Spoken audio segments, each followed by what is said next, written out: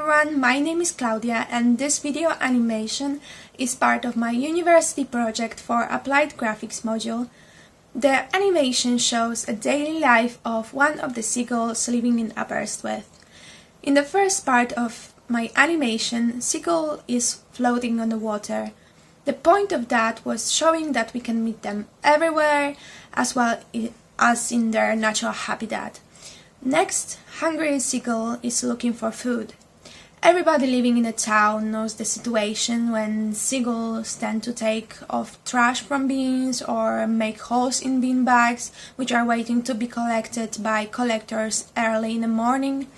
I decided to show that situation in a funny way, showing a seagull with a bread crust on its head. In the last part of my animation, I decided to show that seagulls are so brave that can even steal food from people. My animation ends with a laughing seagull sitting on the roof of a pier. That's the end of introduction. I hope you will enjoy this video.